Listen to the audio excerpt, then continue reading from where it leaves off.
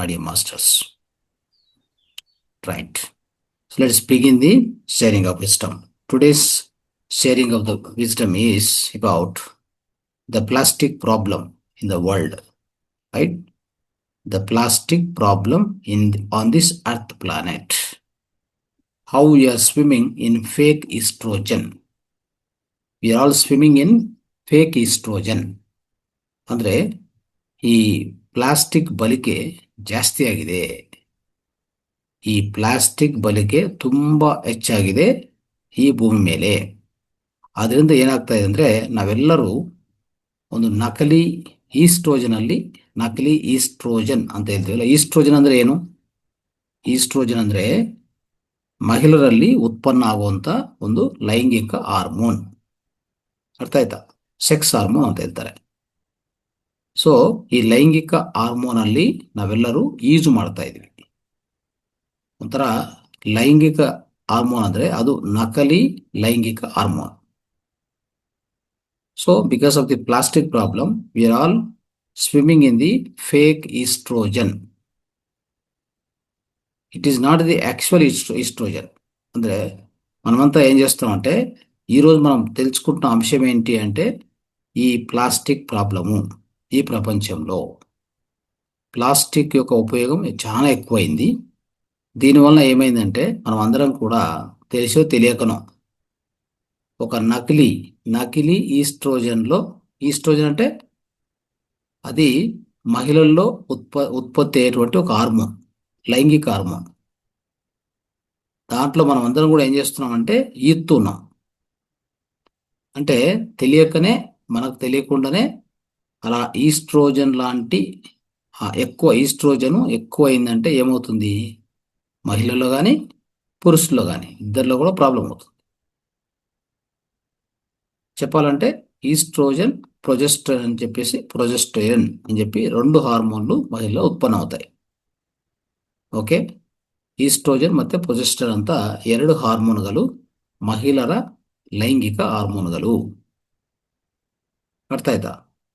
ಮಹಿಳೆಯರಿಗೆ ಸರಿಯಾದ ರೀತಿಯಲ್ಲಿ ಪೀರಿಯಡ್ಸ್ ಆಗಬೇಕು, ಸರಿಯಾದ ರೀತಿಯಲ್ಲಿ ಪ್ರೆಗ್ನೆನ್ಸಿ ಬರಬೇಕು, ಸರಿಯಾದ ರೀತಿಯಲ್ಲಿ ಅವ್ರ ಚೆಸ್ಟ್ ಡೆವಲಪ್ಮೆಂಟ್ ಇರಬೇಕು, ಮೆನಿಸ್ಟ್ರೇಷನ್ ಋತುಸ್ರಾವ ಸರಿಯಾಗಿ ಆಗಬೇಕು, ಮಕ್ಕಳಾಗಬೇಕು, ಪ್ರೆಗ್ನೆನ್ಸಿ ಬರಬೇಕು, ಅವರ ದೇಹ ಬೆಳವಣಿಗೆ ಆಗಬೇಕು.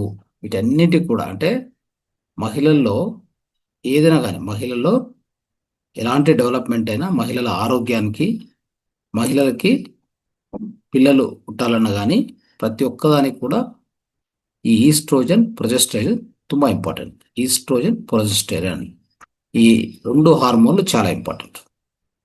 These 2 hormones are very, very important. Estrogen, progesterone in the especially females. These are the sex hormones. For having pregnancy, for having proper menstruation, and to avoid all this irregular menstruation and periods, to avoid the pain during the periods, for the proper breast development, especially after this estrogen will try to help you for the pregnancy. Progesterone, that is the hormone which will maintain the pregnancy. 2 hormones. One is estrogen, which will make sure the female gets the pregnancy. Progesterone is the hormone which maintain the pregnancy, which hold the pregnancy, like that. But without having anything, like for the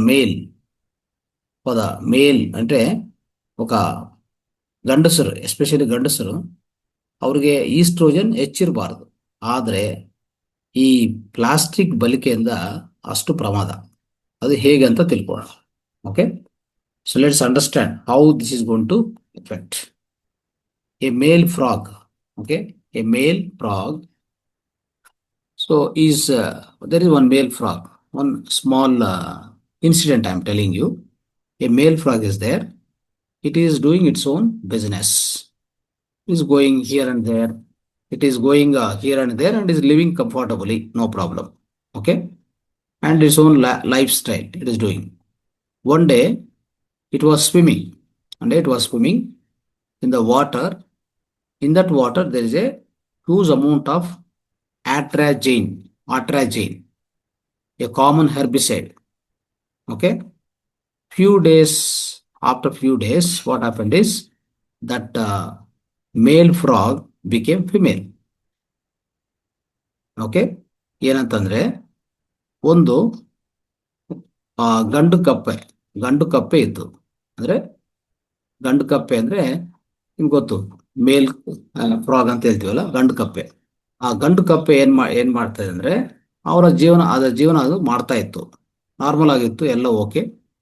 ಆದ್ರೆ ಒಂದ್ ದಿವ್ಸ ಏನಾಯ್ತು, ಒಂದು ನೀರಲ್ಲಿ ಈಜ್ತಾ ಇತ್ತು. ನೀರಲ್ಲಿ ಈಜು ಮಾಡುವಾಗ ಏನಂದ್ರೆ ಆ ನೀರಲ್ಲಿ ಒಂದು ಕಲೆನಾಶಕ ಅಂತ ಹೇಳ್ತೀವಲ್ಲ, herbicide.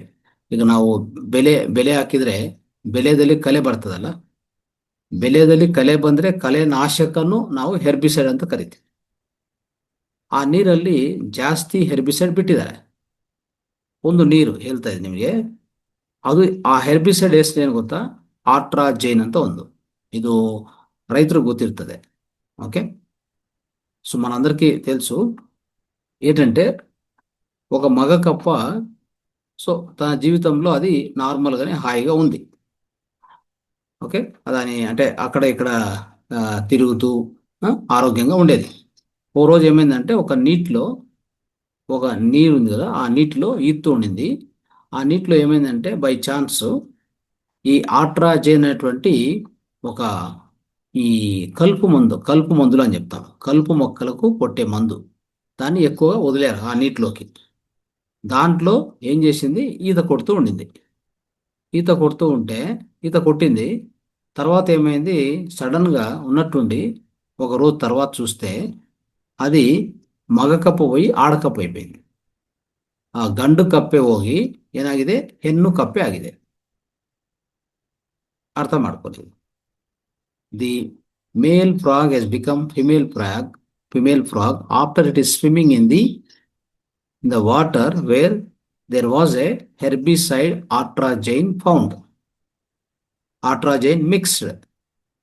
Now imagine, there is no surgery, there is no hormone injected, just exposure to the chemical that exactly mimics the estrogen. ನೋಡಿದ್ರ, ಯಾವುದೇ ಇಂಜೆಕ್ಷನ್ ಕೊಟ್ಟಿಲ್ಲ ಆ ಮಗ ಕಪ್ಪಕ್ಕೆ, ಯಾವುದೇ ಹಾರ್ಮೋನ್ ಇಂಜೆಕ್ಷನ್ ಕೊಟ್ಟಿಲ್ಲ, ಯಾವ ಸರ್ಜರಿ ಮಾಡಿಲ್ಲ. ಹೌದಾ?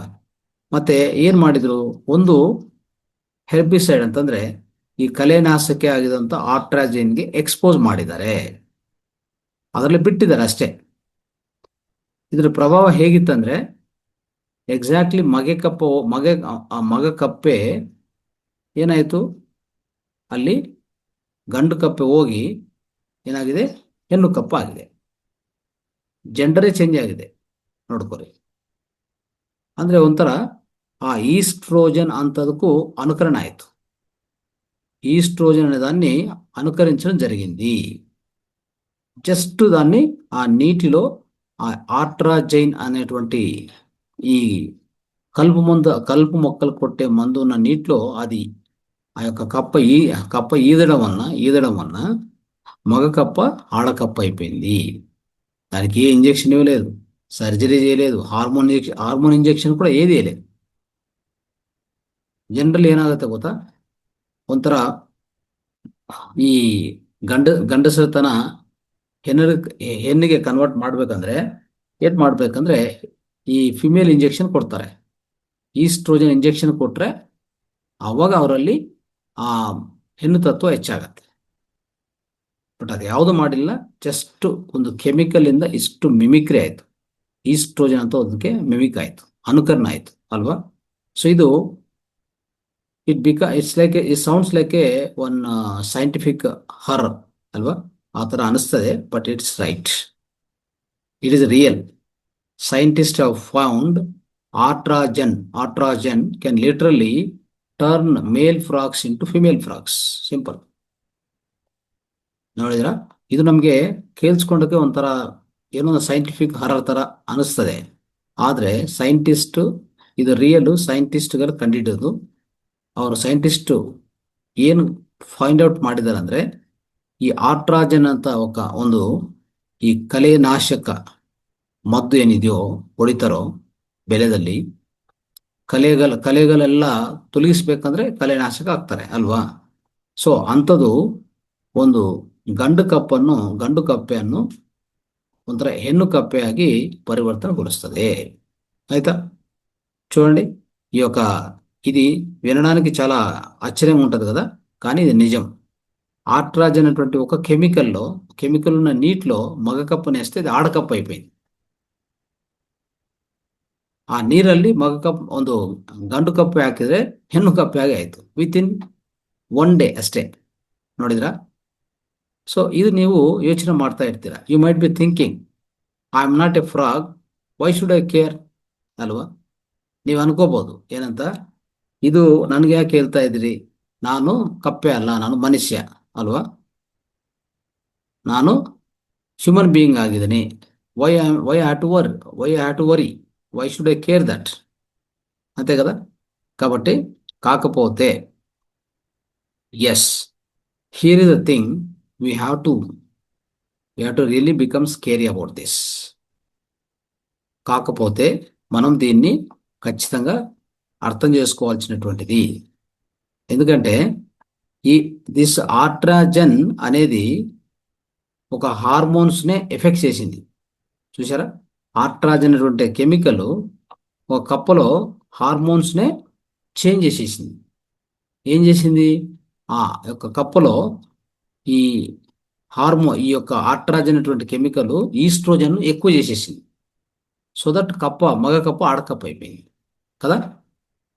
ಸೊ ಏನಾಗಿದೆ ಅಂದರೆ ನಾವೆಲ್ಲ ಅನ್ಕೋಬಹುದು, ಯಾಕೆ ಇದೆಲ್ಲ ನಾವು ಡಿಸ್ಕಸ್ ಮಾಡ್ತಾ ಇದೀವಿ, ಇದು ಏನು ನಮಗೆ ಇಂಪಾರ್ಟೆಂಟ್ ಏನಿದೆ, ನಾವು ಕಪ್ಪೆ ಅಲ್ವಲ್ಲ, ನಾವು ಮನುಷ್ಯ ಅಂತ ಅನ್ಕೊಂತೀವಿ ಅಲ್ವಾ.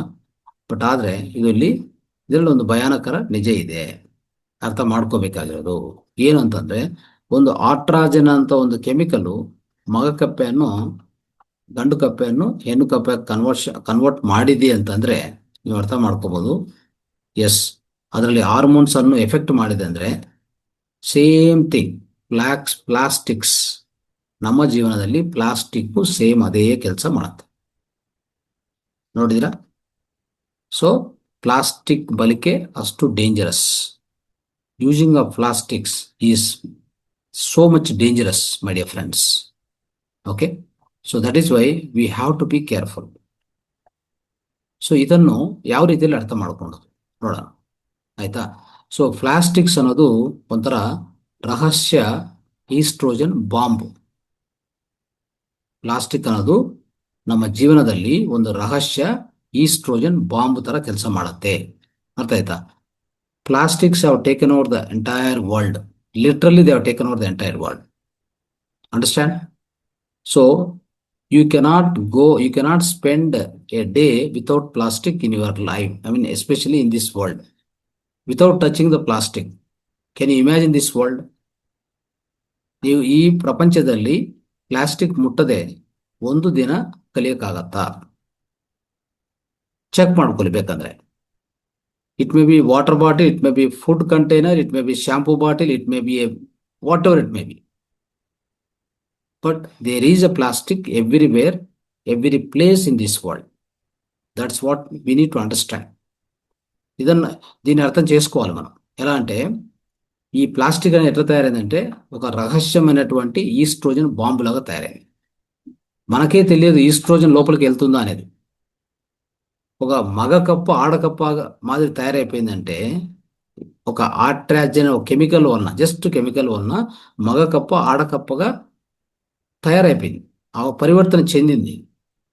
ఎందుకు అంటే కారణం వచ్చేసి మన లోపల ఆ ఈస్ట్రోజన్ అంటే ఒక హార్మోన్ ఈ హార్మోన్స్ని ఎఫెక్ట్ చేసేంత అవకాశము ఈ ప్లాస్టిక్ ఉంది. చూద్దాం ఎలా అనేది. Let us see the sacking part and sacking facts. Okay, the plastic release chemicals that mimic our estrogen exactly.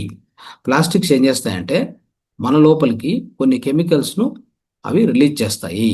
అవి ఎలా ఉంటాయంటే ఎగ్జాక్ట్లీ ఈస్ట్రోజన్ ఏం పని చేస్తే అదే పని ఇచ్చేస్తుంది. ಈಸ್ಟ್ರೋಜನ್ ಅನ್ನೋದು ನಮ್ಮ ದೇಹದಲ್ಲಿ ಏನು ಕೆಲಸ ಮಾಡತ್ತೋ ಆ ಮಗಕಪ್ಪೆಯನ್ನು, ಓಕೆ, ಆ ಗಂಡು ಕಪ್ಪನ್ನು ಹೆಣ್ಣು ಕಪ್ಪಾಗಿ ಹೇಗೆ ಪರಿವರ್ತನೆಗೊಳಿಸಿದೆಯೋ ಅದೇ ಕೆಲಸವನ್ನು ಈ ಪ್ಲಾಸ್ಟಿಕ್ಸ್ ಮಾಡ್ತಾ ಇರ್ತವೆ ದಿನನಿತ್ಯ. ಓಕೆ, ಏನೇನು ಕೆಮಿಕಲ್ಸ್ ಇಂಟ್ರೊಡ್ಯೂಸ್ ಮಾಡ್ತವೆ ಈ ಪ್ಲಾಸ್ಟಿಕ್ಸ್ ಅಂತ ನೋಡಿದ್ರೆ, ಫಸ್ಟ್ ಬಂದ್ಬಿಟ್ಟು BPA, ಬಿಸ್ಫೆನಾಲ್ ಎ. ಇದು ಫಸ್ಟ್ ಕೆಮಿಕಲ್, ನೆನ್ಪಿಟ್ಕೊಳ್ಳಿ. ಇದು ಎಲ್ಲೆಲ್ಲಿ ಇರ್ತದೆ ಗೊತ್ತಾ? ಫುಡ್ ಕ್ಯಾನ್ಸು, ಆಮೇಲೆ ಪ್ಲಾಸ್ಟಿಕ್ ಕಂಟೈನರ್ಸ್, ಈ ಎರಡಲ್ಲಿ ಇರ್ತದೆ. ಇವೆಲ್ಲ ನೀಟಾಗಿ ಬರ್ಕೊಳ್ಳಿ, ಇಲ್ಲಾಂದ್ರೆ ವಿಡಿಯೋ ಬಂದ್ಮೇಲೆ ಮತ್ತೆ ಮರಣ ಮಾಡ್ಕೋದು ದಯವಿಟ್ಟು. ಎಲ್ಲರಿಗೂ ಹೇಳ್ಬೇಕಿದು. ಇಡೀ ಪ್ರಪಂಚದಲ್ಲಿ ತುಂಬಾ ದೊಡ್ಡ ಪ್ರಾಬ್ಲಮ್ ಇದು, ಅತಿ ದೊಡ್ಡ ಪ್ರಾಬ್ಲಮ್. ನಾವೆಲ್ಲ ಧ್ಯಾನಿಗಳು, ಮಾಸ್ಟರ್ಸು, ಆದರೂ ತಪ್ಪು ಮಾಡ್ತಾ ಇದ್ವಿ. ನಾವು ಧ್ಯಾನಿಗಳೇ, ಮಾಸ್ಟರ್ಸೇ, ಆದ್ರೆ ಈ ಜ್ಞಾನ ಇಲ್ಲ. ಏನ್ ಮಾಡೋದು? ಆಹಾರ ಜ್ಞಾನ ಇಲ್ಲ, ಪರಿಸರ ಜ್ಞಾನ ಇಲ್ಲ, ಆರೋಗ್ಯ ಜ್ಞಾನ ಇಲ್ಲ, ಬಟ್ ಧ್ಯಾನ ಮಾಡ್ತಾ ಇದ್ವಿ.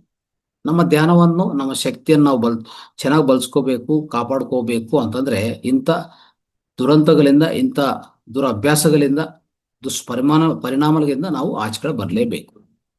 ಇಲ್ಲಾಂದ್ರೆ ನಿಮ್ಮ ಶಕ್ತಿಯನ್ನು ನೀವು ಕಳ್ಕೊಂತೀರ ಅಷ್ಟೇ. ಎಷ್ಟೆಷ್ಟು ಧ್ಯಾನ ಮಾಡ್ತೀವಿ, ಎಷ್ಟೆಷ್ಟು ಗಂಟೆಗಳು ಮಾಡ್ತೀವಿ, ಎಷ್ಟು ಸಂಶೋಧನೆ ಮಾಡ್ತೀವಿ, ಎಷ್ಟು ಓದ್ತೀವಿ, ಎಷ್ಟು ಸ್ವಾಧ್ಯಾಯ ಮಾಡ್ತೀವಿ, ಎಷ್ಟೇ ಮಾಡಿದ್ರು ನಿಮ್ಮ ಆರೋಗ್ಯ ಅಭ್ಯಾಸ ಅಂದ್ರೆ ಆಹಾರ ಅಭ್ಯಾಸಗಳು, ಆರೋಗ್ಯ ಅಭ್ಯಾಸಗಳು, ಪರಿಸರ ಜ್ಞಾನ ಏನು ಇಲ್ಲದೆ ನಾವು ಜೀವನ ಮಾಡೋದು ತಪ್ಪಾಗತ್ತೆ. ನಮ್ಮ ಶಕ್ತಿಯನ್ನು ಕಳ್ಕೊಂತೀವಿ ಅಷ್ಟೇ. We lose our energy though we are consistent meditators. We are all the masters, we are all the meditation masters. We are doing meditation regularly on the consistent basis. But what will happen when you don't have proper wisdom about food and especially your health, and you don't have any wisdom related to the environment? Okay, how to lead the life, physical life, you don't have awareness. That we must understand every day. Okay, now second other chemical which is released by plastic, that is phthalates. So this is found in plastic packaging, cosmetics, personal care products. ನೋಡ್ಕೊಳ್ಳಿ, plastic packaging ಮಾಡ್ತಾರಲ್ಲ, ವಿಧ ವಿಧ ವಸ್ತುಗಳು ನಾವು ಬಳಕೆ ಮಾಡಿದ್ರೆ, purchase ಮಾಡಕ್ ಹೋದ್ರೆ ಪ್ಲಾಸ್ಟಿಕ್ ಪ್ಯಾಕೇಜಿಂಗ್ ಮಾಡ್ತಾರೆ.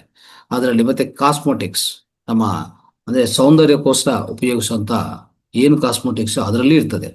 ಮತ್ತೆ ಪರ್ಸನಲ್ ಕೇರ್ ಪ್ರಾಡಕ್ಟ್ಸ್, ನಾವು ಪರ್ಸನಲ್ ಕೇರ್ ಆಗಿ ಏನ್ ಪ್ರಾಡಕ್ಟ್ಸ್ ಉಪಯೋಗಿಸ್ತಾ ಇರ್ತೀವಿ ದಿನನಿತ್ಯ ಮನೆಯಲ್ಲಿ, ಅದರಲ್ಲಿ ಸಹ ಪ್ಲಾಸ್ಟಿಕ್ ಇದೆ. ನೆಕ್ಸ್ಟ್ ಮೂರನೇದು ಮೈಕ್ರೋ ಪ್ಲಾಸ್ಟಿಕ್ಸ್. ನೋಡಿ, ಈ ಮೈಕ್ರೋ ಪ್ಲಾಸ್ಟಿಕ್ಸ್ ಎಲ್ಲಿರುತ್ತೆ?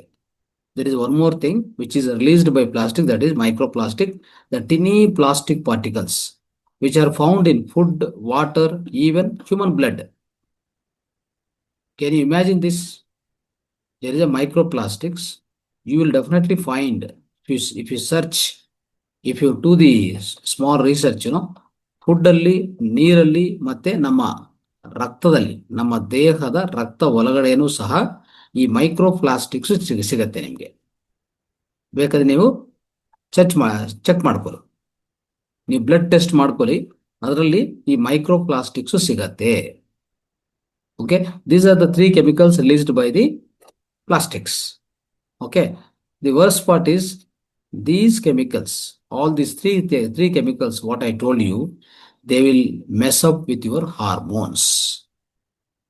Imagine these 3 chemicals, what they do, they will mess up your hormones. ಈ 3 ಕೆಮಿಕಲ್ಸ್ ಪ್ಲಾಸ್ಟಿಕ್ ರಿಲೀಸ್ ಮಾಡ್ತಾವಲ್ಲ, ಒಂದು ಬೆಸ್ಪನಾಲ್ ಎ, ಪ್ಯಾಥಲೇಟ್ಸ್, ಮೈಕ್ರೋಪ್ಲಾಸ್ಟಿಕ್ಸ್.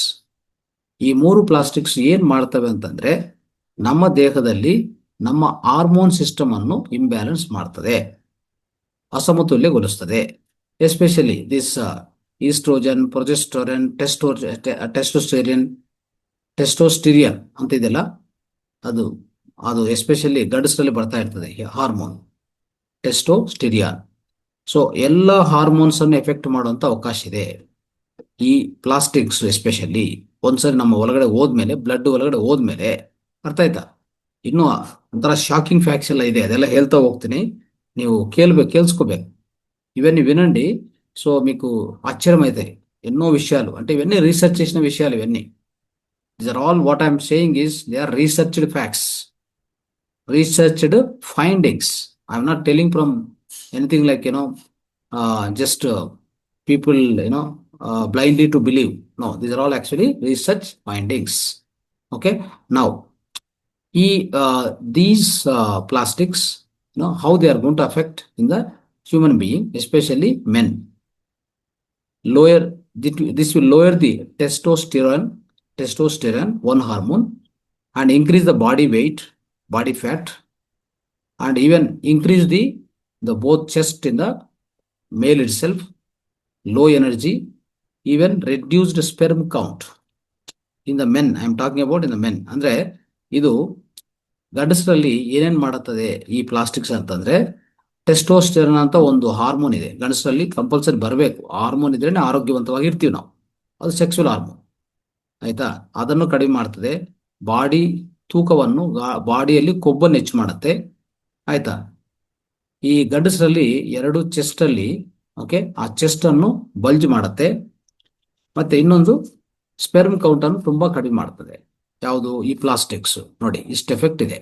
ಸ್ಪೆರ್ಮ್ ಕೌಂಟ್ ತುಂಬಾ ಕಡಿಮೆ ಮಾಡುತ್ತೆ. ಅದಕ್ಕೆ ఇటీచిన కాలంలో మక్కలాಗ್తా ಇಲ್ಲ. ఇటీవల కాలంలో మనం చూస్తే ఈ యొక్క ప్లాస్టిక్స్ ఎక్కువ యూజ్ చేసి ఓకే, మగవారిలో కూడా ఏమైందంటే చెస్ట్ బల్జ్ అయ్యేది. అవునా, చూసామా? అదంతా కూడా హార్మోన్ ఇంబ్యాలెన్సే. తర్వాత టెస్టోస్టెరాన్ అంటే ఒక హార్మోన్ ఉంది మగవారిలో, అది తగ్గించేస్తుంది.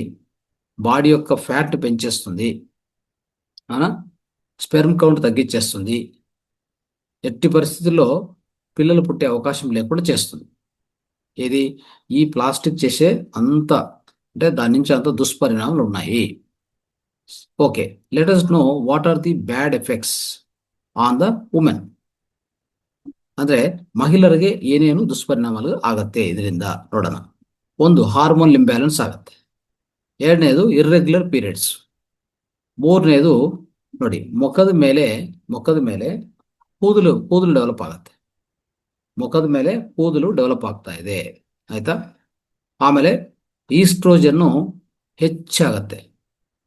ಎಸ್ಪೆಷಲಿ ಈಸ್ಟ್ರೋಜನ್ನು ಇಂಥ ರಿಲೇಟೆಡ್ ಕ್ಯಾನ್ಸರ್ಸ್ ಬರುವಂತ ಅವಕಾಶ ಇದೆ ಈ ಪ್ಲಾಸ್ಟಿಕ್ಸ್ ಇಂದ. ಮಹಿಳೆಯರಲ್ಲಿ ಹೇಳ್ತಾ ಇದ್ದೇನೆ ನಾನು, ಅರ್ಥ ಆಯ್ತಾ? ಮಹಿಳೆಯರಲ್ಲಿ ಈಸ್ಟ್ರೋಜನ್ ಬರಬೇಕು.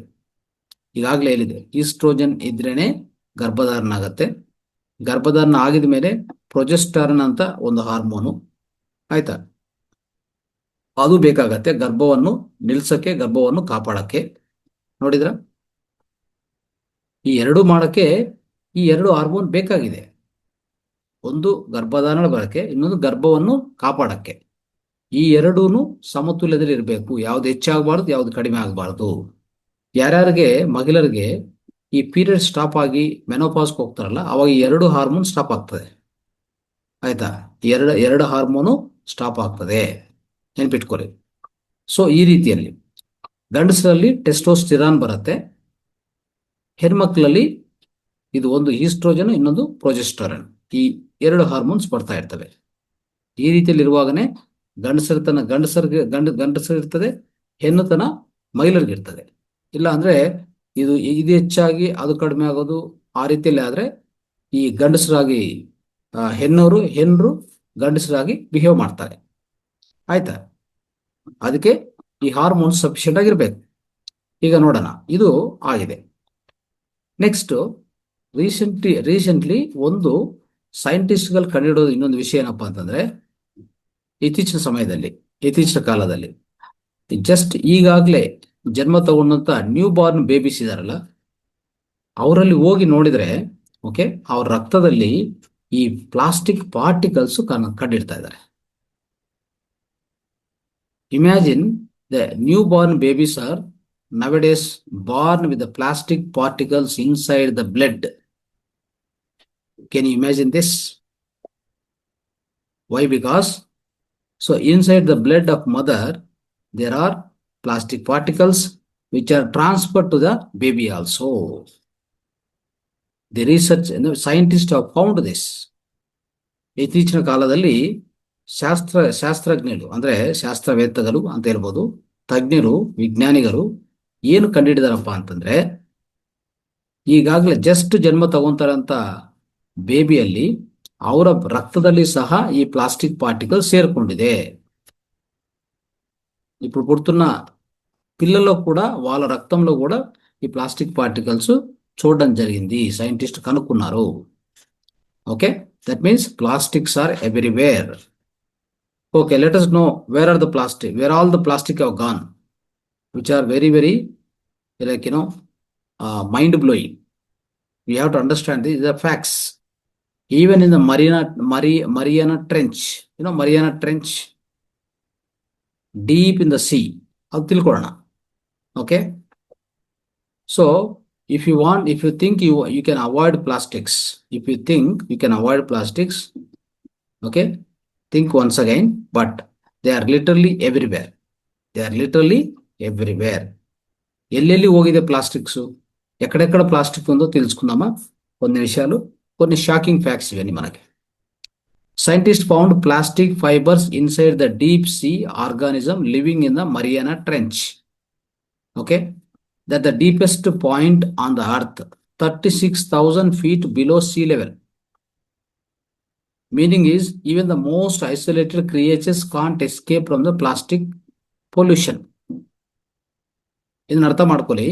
ಸೈಂಟಿಸ್ಟ್ಗಳು ಏನು ರಿಸರ್ಚ್ ಮಾಡುವಾಗ ಅವ್ರಿಗೆ ಗೊತ್ತಿರುವಂಥ ವಿಷಯ, ಕಂಡುಬರುವಂಥ ವಿಷಯ ಏನಂತಂದ್ರೆ, ನಮ್ಮ ಈ ಭೂಮಿ ಸರ್ಫೇಸ್ ಲೆವೆಲಿಂದ ಸಮುದ್ರ ಗರ್ಭದಲ್ಲಿ 36,000 ಸ್ಕ್ವೇರ್ ಫೀಟ್, 36,000 ಫೀಟ್ ಕೆಳಗಡೆ ಹೋಗಿ ನೋಡಿದ್ರೆ ಅಲ್ಲಿರುವಂತ ಈ ಎಸ್ಪೆಷಲಿ ಮೀನು ಇದೆಲ್ಲ ಅಂದ್ರೆ ಜಲಚರ ಜೀವಿಗಳು ಇರ್ತಾವಲ್ಲ, ಅಲ್ಲಿ ಸಹ ಈ ಪ್ಲಾಸ್ಟಿಕ್ ಕಂಡಿಟ್ಟಿದ್ದಾರೆ. ಅಲ್ಲಿ ಹೋಗಿ ಸೇರ್ಕೊಂಡಿದೆ ನೋಡಿ. ನಮ್ಮ ಭೂಭಾಗದಲ್ಲಿ ನಾವು ಉಪಯೋಗಿಸ್ತೀವಲ್ಲ, ಭೂಮಿ ಮೇಲೆ ಉಪಯೋಗಿಸ್ತೀವಿ ಪ್ಲಾಸ್ಟಿಕ್, ಎಷ್ಟು ಬೇಕಂದ್ರೆ ಅಷ್ಟು ಬಳಸ್ತಾ ಇದೀವಲ್ಲ. ಇದು ಹೋಗಿ ಎಲ್ಲಿಗೆ ಹೋಗಿದೆ ಅಂದ್ರೆ ಸಮುದ್ರ ಗರ್ಭದಲ್ಲಿ 36,000 ಸ್ಕ್ವೇರ್ ಫೀಟ್ ಕೆಳಗಡೆ ಅಲ್ಲಿ ಪ್ಲಾಸ್ಟಿಕ್ ಕಂಡಿದೆ. ಅದನ್ನ ಆಕ್ಚುಲಿ ಏನಂತ ಕರೀತಾರೆ ಅಂದ್ರೆ, ಇದು ಲೋಯೆಸ್ಟ್ ಪಾಯಿಂಟ್, ಅಂದ್ರೆ ಡೀಪೆಸ್ಟ್ ಪಾಯಿಂಟ್ ಅರ್ತ್ ಮೇಲೆ. ಇದು ಅದಕ್ಕಿಂತ ಕೆಳಗೆ ಯಾವುದಿಲ್ಲ ಅಂತ ಹೇಳ್ತಾರೆ ಸೈಂಟಿಸ್ಟ್ಗಳು. 36,000 ಸ್ಕ್ವೇರ್ ಫೀಟ್, ಆ ಫೀಟ್ ಒಳಗಡೆ ಈ ಪ್ಲಾಸ್ಟಿಕ್ ಕಂಡುಹಿಡಿದ್ದಾರೆ. ನೋಡಿದ್ರ ಎಷ್ಟು ಒಂಥರ ಇದು ಪೊಲ್ಯೂಷನ್ ಆಗಿದೆ. ಅಲ್ಲಿ ಹೋಗಿ ಅಂದ್ರೆ ಸಮುದ್ರ ಗರ್ಭವನ್ನು ಬಿಟ್ಟಿಲ್ಲ ನಾವು. సముద్ర గర్భంలో 36,000 ఫీట్ లోపల కింద కూడా ఈ యొక్క ప్లాస్టిక్స్ ను ఫైండ్ అవుట్ చేశారు సైంటిస్టులు. దాన్ని మెరీనా ట్రెంచ్ అని చెప్తాం మనం, మెరీనా ట్రెంచ్ అయిందా. అక్కడ ఈ ప్లాస్టిక్ ఫైబర్స్ అక్కడ ఉన్నాయి. Second, research also discovered plastic particles in Arctic ice, proving that plastics have reached the places where humans can never reach. ನೋಡಿದಿರಾ, ಇನ್ನೂ ಪ್ಲಾಸ್ಟಿಕ್ ಎಲ್ಲೆಲ್ಲಿದೆ ಅಂತಂದ್ರೆ ಆರ್ಕಿಟಿಕ್ ಐಸ್ ಅಂದ್ರೆ ಏನು? ಆರ್ಕಿಟಿಕ್ ಅದೊಂದು ಪ್ರದೇಶ. ಆರ್ಕಿಟಿಕ್ ಅನ್ನೋದು ಅಲ್ಲಿ ತುಂಬಾ ಈ ಮಂಚು ಇದೆಲ್ಲ, ಐಸ್ ಗಡ್ಡಗಳು ಮಾತ್ರ ಇರ್ತವೆ. ಅಲ್ಲಿ ನಾವು ಕಾಲಿಡಕ್ಕೆ ಆಗಲ್ಲ, ಮನುಷ್ಯ ಹೋಗಕ್ಕೆ ಆಗಲ್ಲ. ಆದ್ರೂ ಅಲ್ಲಿನೂ ಸೈಂಟಿಸ್ಟ್ಗಳಿಗೆ ప్లాస్టిక్ సిక్తు. చూసారా, ఆర్కిటిక్ అనేటువంటి ఒక ఖండం అది. అక్కడికి మనం పోయే అవకాశమే లేదు, మన కాలు కూడా పెట్టలేం. Even then scientist have found the plastic pollution at that point. చూసారా ఎంతవరకు పోయిందంటే అర్థం చేసుకోండి. So studies have shown that we consume thousands of microplastics particles per year through the water, food, air. సైంటిస్టులు ఇంకా ఏం కనిపెట్టారంటే, ప్రతిరోజు మనం అందరం కూడా మైక్రోప్లాస్టిక్ పార్టికల్స్ను ఆహారం ద్వారా, నీటి ద్వారా, గాలి ద్వారా తీసుకుంటూనే ఉంటాము. అర్థమైందా? సో ఈ plastics have reached the deepest oceans and frozen poles. You better understand that, better you believe that they have already reached in to your blood also. ಈಗ ಸೈಂಟಿಸ್ಟ್ಗಳು ಏನು ಕಂಡುಹಿಡಿದಾರೆ ಅಂದ್ರೆ, ಸಮುದ್ರ ಗರ್ಭದಲ್ಲಿ ಅಷ್ಟುವರೆಗೂ ಮನುಷ್ಯನೇ ಹೋಗಕ್ಕಾಗಲ್ಲ, ಅಲ್ಲಿನೂ ಸಹ ಪ್ಲಾಸ್ಟಿಕ್ ಸೇರಿದೆ. ಈ ಆರ್ಕಿಟಿಕ್ ಐಸ್ ಅಂತಂದ್ರೆ ಅಲ್ಲಿ ಮಂಚು ಅನ್ನೋದು ಅಲ್ಲಿ ಅಷ್ಟು ಇರುತ್ತಲ್ಲ, ಐಸ್ ಸ್ನೋ ಇರ್ತದಲ್ಲ, ಅಲ್ಲಿನೂ ಸಹ ಪ್ಲಾಸ್ಟಿಕ್ ಪಾರ್ಟಿಕಲ್ಸ್ ಸೇರ್ಕೊಂಡಿದೆ. ಅಂದ್ರೆ ಒಂದು ಅರ್ಥ ಮಾಡ್ಕೊಳ್ಳಿ, ನಾವು ಪ್ರತಿನಿತ್ಯ ಪ್ಲಾಸ್ಟಿಕ್ ಮನೆಯಲ್ಲಿ ಬಳಸ್ತಾನೆ ಇರ್ತೀವಿ. ಬಾಟಲ್ಸು, ಫುಡ್ ಕಂಟೈನರ್ಸು, ಏನೇನು ಬೇಕೋ ಅದೆಲ್ಲ ಬಳಸ್ತಾ ಇರ್ತೀವಲ್ಲ, ಅವಾಗ ನಮ್ಮ ರಕ್ತ ಒಳಗಡೆನು ಸೇರಿಕೊಂಡಿದೆ ಅಂತ ಒಂದು ನೆನ್ಪಿಟ್ಕೊಳ್ಳಿ ಸಾಕು. రక్త ఒలగడ ఈగాగలే చేరుకుంటది. ఖచ్చితంగా మన రక్తంలో కూడా ఉండే తీరింటది. ఈ ప్లాస్టిక్ పార్టికల్స్ పోయి ఉంటాయి, కంపల్సరీ పోయి ఉంటాయి. ఎందుకంటే ఆల్రెడీ అంటే ఆర్కిటిక్ ఐస్ ఖండం దగ్గర ఆ పోల్స్, దక్షిణ దక్షిణ ధ్రువం, ఉత్తర ధ్రువం అంటే చెప్తాం కదా, like north pole, south pole of this earth globe, అక్కడికి పోయింది. డీపెస్ట్ మెరీనా ట్రెంచ్కి పోయిందంటే మన రక్తంలోకి పోవడం పెద్ద విషయం కాదు, ఆల్రెడీ వెళ్ళిపోయి ఉంటుంది. రక్తం లోపల కూడా ఈ మైక్రో ప్లాస్టిక్ పార్టికల్స్ ఉంటాయి, ఉండి తీరుతాయి కంపల్సరీ. అర్థమైందా? So the danger of plastic bottles in the sun, ఇది ఒకటి ఎక్స్ప్లెయిన్ చేస్తాను. అంటే ప్లాస్టిక్ అంటే ఈ యొక్క సన్లో అంటే బాగా సూర్యుడు వస్తూ ఉంటే దాంట్లో ప్లాస్టిక్ బాటిల్ పెడితే దాని నుంచి డేంజర్ ఏముంది? ಸೂರ್ಯ ಬೆಳಕು ತುಂಬಾ ಹೆಚ್ಚಾಗಿರುವಾಗ, ಈ ಬಿಸಿಲು ಕಾಲ especially, okay, plastic bottle if you are using, what is the danger involved? Let us understand. Okay, so even if you leave a plastic water bottle in the car on the hot day, it's a bad idea, right? When plastic heats up, it releases even more harmful chemicals into your water. ಯಾವುದೇ ಬಿಸಿಲು ಕಾಲದಲ್ಲಿ ತುಂಬಾ ಬಿಸಿಲಿರುವಾಗ ನಿಮ್ಮ ಕಾರಲ್ಲಿ ಒಂದು plastic ಬಾಟಲ್ನು ನೀರು ಸಮೇತ ಅಲ್ಲಿ ಬಿಟ್ಟಿದ್ರೆ, ಆಮೇಲೆ ನೀವು ಅದನ್ನು ಮತ್ತೆ ಸೇವನೆ ಮಾಡಿದರೆ ಅದು ಬ್ಯಾಡ್ ಐಡಿಯಾ, ಇಟ್ಸ್ ಡೇಂಜರಸ್. ಯಾಕಂದ್ರೆ ಆ ಪ್ಲಾಸ್ಟಿಕ್ ಬಾಟಲು ಏನ್ ಮಾಡುತ್ತೆ ಅಂತಂದ್ರೆ ಒಂಥರ ಭಯಾನಕರ, ಡೇಂಜರಸ್, ಆಯ್ತಾ, ಒಂಥರ ವಿನಾಶಕರ ಕೆಮಿಕಲ್ಸ್ ಅನ್ನು ಆ ನೀರಲ್ಲಿ ರಿಲೀಸ್ ಮಾಡುತ್ತೆ, ನೀರಿಗೆ ಸೇರಿಸ್ತದೆ. అర్థం అవుతా? సో అలాంటిది మనం అర్థం చేసుకోవాలి. Now think about the developing countries where bottled water is almost common. So we all get cans, right? Water bottle cans, right? These water bottle cans, they keep in the sun for days together, weeks together before they are being sold. People drink this water without realizing that they are consuming small doses of plastic infused chemicals every single day. Understand? So what happens over the time? It leads to hormonal imbalance. ಅರ್ಥ ಆಯ್ತಾ? ನಾವು ಈ developing countries ಅಲ್ಲಿ ಇನ್ನು ಹೆಚ್ಚಾಗಿ ಅರ್ಥ ಮಾಡ್ಕೊಂಡ್ರೆ, developing countries ಅಂದ್ರೆ ಅಭಿವೃದ್ಧಿ ಹೊಂದ್ತಾ ಇರುವಂತ ವಿಧ ವಿಧ ದೇಶಗಳು, ಇಂಡಿಯಾ ಎಲ್ಲ ಕಡೆ, ಅಲ್ಲೆಲ್ಲ ಇಂಡಿಯಾದಲ್ಲಿ ಒಂದು ಸ್ವಚ್ಛವಾದ ನೀರು ಸರಬರಾಜು ಎಲ್ಲಿದೆ? ನೀರು ಎಲ್ಲಿಂದ ಬರ್ತಾ ಇದೆ?